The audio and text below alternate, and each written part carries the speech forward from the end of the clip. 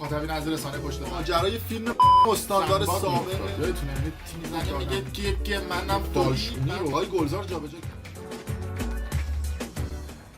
درود به مخاطبین عزیز، اینجا رسانه پشت پرده است و بنده امین فردین. خوشحالم که به همراه تیمم بار دیگه با یک برنامه پشت پرده دیگه با شما هستیم. امیدوارم که هر کجا این کره خاکی که هستید و صدا و تصویر من رو میبینید و میشنوید حال دلتون خوب باشه، جیبتون پرپول باشه و از همه مهمتر سالم و سرحال باشید. امروز در برنامه پشت پرده چند تا موضوع جنجالی رو میخوایم بررسی بکنیم. موضوع اول در خصوص افتتاحیه سالن زیبایی این دو نفر هستش، خانم ساره بیات و شیرین مقدم، که گلزار رفت بود برای افتتاحیه این سالن زیبایی و حسابی ویدیوش وایرال شد و بعد از اون هم به یک باره خبر رسید که سالن زارتی پلم کردن و گفتن که به علت رعایت نکردن شونات اسلامی چند تا مورد دیگه این اتفاق افتاده که مردم خیلی به من کامنت و دایرکت دادن که آقا پشت پرده چی بوده، چه اتفاق افتاده، مگه همینجوری الکیه بخوام برن یه جایی رو ببندن که راجع به علتاش و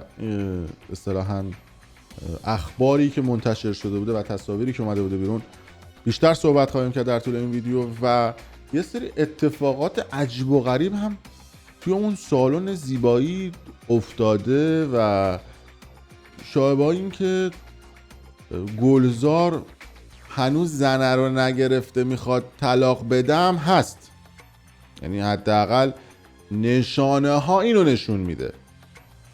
حالا فکتمون چیه جلوتر توضیح میدم. ماجرا از این قرار بود که خانم ساره بیات اومد و یه خبر رو اعلام کرد، گفتش که بله ما سالن زیبایی خودمون رو با خانم شیرین مقدم راه انداختیم. این شیرین مقدم هم داستانی داره و قبلا راجبش گفتم توی برنامه‌های پشت پرده. خیلی اومدم این چهره، حالا شاید خیلیاتون حالا شیرین مقدمه رو نشناسید. در حال اینها ایشون بسیاری از کارمندات هم خانم شیرین مقدم ازت شاکیان، به جای اینکه زنگ بزنی به این رفیق رفقا، چون من رفیق مشترک خیلی زیاد دارم با اکثر این آدم‌ها، از جمله همین خانم شیرین مقدم، به جای اینکه بری زنگ بزنی به رفیقای مشترک من که آی نگو من پسر دارم، بچه دارم، فلان دارم، بیسان دارم، البته منم دلم دریاست، گفتم باشه نمیگم و نگفتم، کسی هم نمیدونه. حالا راجع به بچه اینا به هر حال ما گفتیم که نگیم.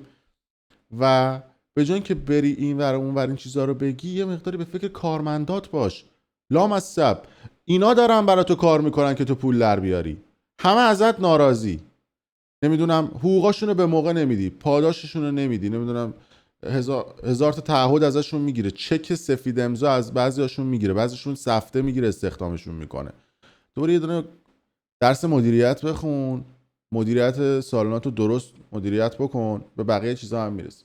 همین خانم شیرین مقدم با علیزیا یه مدت طولانی رل بود و شوگر علیزیا بود، حتی نشون به اون نشون که قبلا هم گفتم ساعت رولکس علیزیا و ماشینش و لباسش، علیزیا هم همچنان آدم بی پولی نیست، ولی این شیرین مقدمه چون وضعش خوبه به حال دلش دریاست و یه هزینه‌هایی میکرده و حالا مدام هم با هم دعوا و قهر و آشتی بودن. و بعد از اون هم یه مدت این علیزیا خانم لیلا بلوکات یه تیکوتاکی زد با علیزیا. لیلا بلوکات ماشاءالله با همه تیکوتاک زده، از احسان علی خانی بگیر بیاد تا پایین‌تر که حتی یه دعوا هم سنگین میکنه با لیلا بلوکات که میگه آقا چرا رفته اینقدر تو نخ علیزیا و اینا. و علیزیا هم 24 ساعت پلاس دیگه توی این دم در این سالن‌های زیبایی شیرین مقدم که حالا همجوری زرت و زورت داره توی شهرهای مختلف سالن افتتاح میکنه. حالا توی اوپال و جای مختلف هم فکر میکنم داشته، یکی دو تا از سالناش هم قبلا پلم شده بوده و حالا سابقه پلم شدنش هم داشته. اما خب حالا تصمیم گرفته با خانم ساره بیات یه دونه سالن زیبایی بزنه که این سالن زیباییش هم حسابی سر و صدا پا کرده. اما این موضوعات کجا جنجال آفرین میشه؟ اونجایی که میگن آقای گلزار که بعد از اون ازدواجش که حسابی هم سر و صدا پا کرد، نمیدونم فیلم دم در اون جای هفتون که عقد کرده بودن گلزار با اون زنش آیسان میاد بیرون، که کاملا مشخصه که کار خود تیم گلزار بوده که این فیلم ها رو بگیره و پخش بکنه و این حاشیه‌ها صورت بگیره. چرا؟ فکت هم کاملا میتونه یه فکت منطقی و عقلانی باشه. چهره گلزار رو میبینید اینجا به خاطر اینکه شما اگر خودتو یه سوپر استار میدونی، خودتو یه آدم معروف و مشهور میدونی، عاقدو وردا ببر تو خونت، یا وردا ببر تو تالار، یا وردا ببر توی خفا. تو بعد بری توی اون دفتر عقد و ازدواج. در حال این دیگه خنده داره. اینو همه میدونن که آقا کسی معروف باشه اگر نخواد خبرش وایرال بشه، عاقدو برمیداره میاره تو خونش. از اون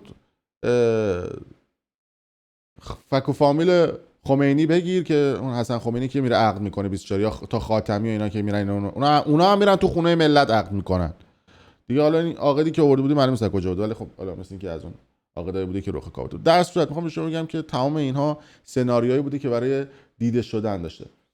اما این تصاویر آقای گلزار که کنارش هم خانم ساره بیاته، خودش جالبه که اصلا این شیر مقدم رد میشه میره، خب اصلا به یه ورش هم گلزار حساب نمیکنه، اصلا انگار مشخصه که چیزه ناراحته که مثلا چیزی تحویلش نگرفته. و این گلزار هم یه آدم گند اخلاقی، اصلا کسی رو تحویل نمیگیره، سیستمش اینجوریه. و حالا اونایی که تو زندگی خصوصیش هستن اینو بهتر میتونن بفهمن و ببینن.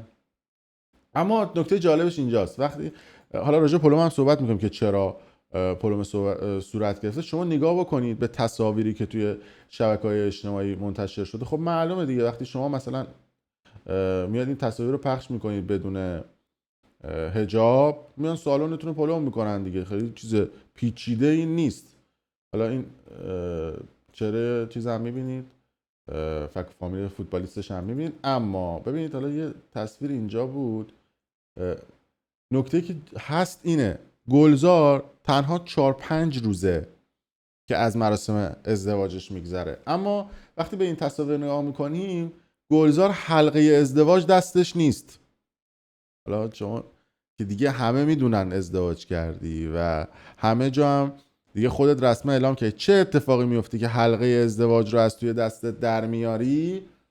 اینم خودش سواله دیگه. میخوام به شما بگم که یه همچین چیزایی اتفاق میفته که بوی حالا شاید جدایی یا شاید به اجبار تو پاچه کردن، شاید حامله بودن آیسان و چیزهای مختلف دلیل بشه برای این که بخواد گلزار بگی که من از روی اجبار این کار کردم. و نکته بعدیش هستش که یه ممکنه بگن که خب نه، ممکنه تصویر میرور یا آینه شده باشه و اون دستش مثلا حلقه رو انداخته باشه. اگر نگاه بکنید توی استوریای بعدی هم اون یکی دستش هم مشخصه. حالا مدام سعی می‌کنه که دستش حالا توی جیبش بکنه، اما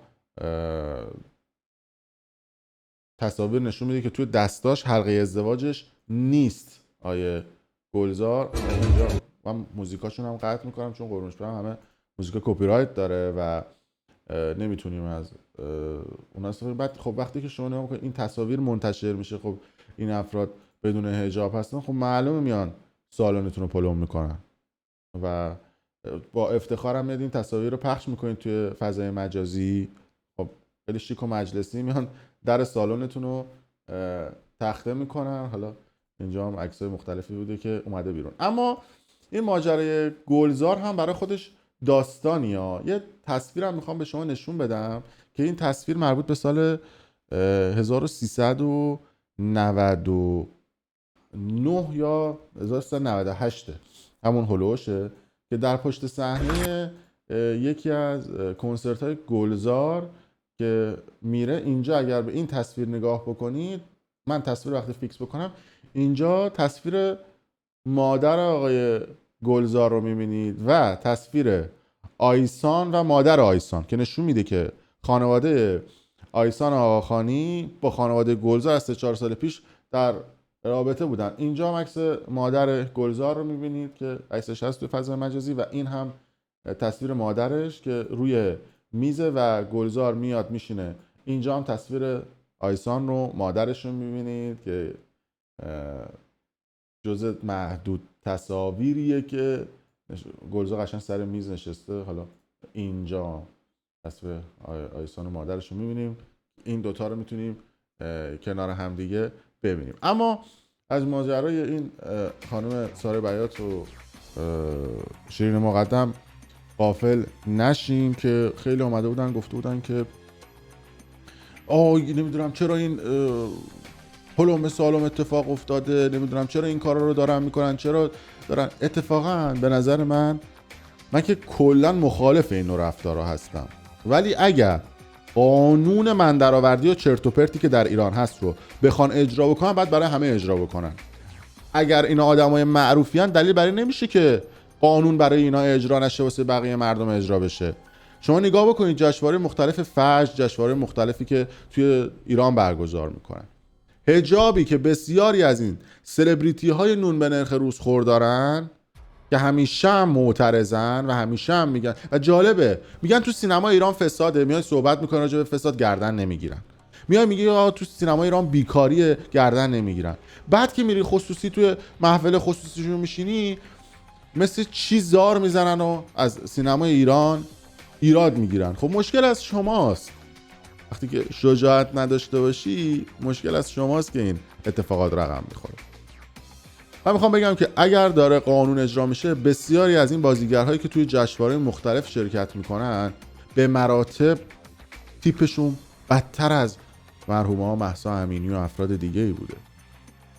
ولی چون اینا معروف بودن کسی جرئت نمیکرده مثلا روشون دست درازی بکنه. مثلا چند روز پیشم شنیده بودم که همایون شجریان رو راجبش نمیدونم یه خبر زده بودن که نمیدونم برده بودنش توی یکی از این بازداشتگاه، همین ایستگاه پلیس و اینا. بعد بقیه گفته بودن که وای چرا اینو بازداشت کردید یا چرا اینو احضار کردید، این آدم معروفیه، فردا برامون دردسر میشه. تو جامعه‌ای که سلبریتی پروره و تو جامعه‌ای که از سلبریتی ها یا از مداها میترسن، اون جامعه هیچ وقت پیشرفت نمیکنه و اون جامعه طبیعتاً هیچ وقت به سمت موفقیت حرکت نمیکنه. من کلا با این سیستم مشکل دارم و که بخوام به حجاب و این چیزا گیر بدن ها. ولی اگرم دارن اون قانون من درآوردی رو اجرا میکنن، نباید واسه فک و فامیل خودشون و آقازاده ها و فاضل آبزاده های خودشون و سلبریتی ها و سلبریتی ها این قانون اجرا بشه نشه و برای مردم عادی اجرا بشه. حرف من اینه. در هر صورت مرسی که تا این لحظه با ما بودید. اگر دوست داشتید ویدیو رو لایک کنید و برای دوستان خودتون به اشتراک بذارید.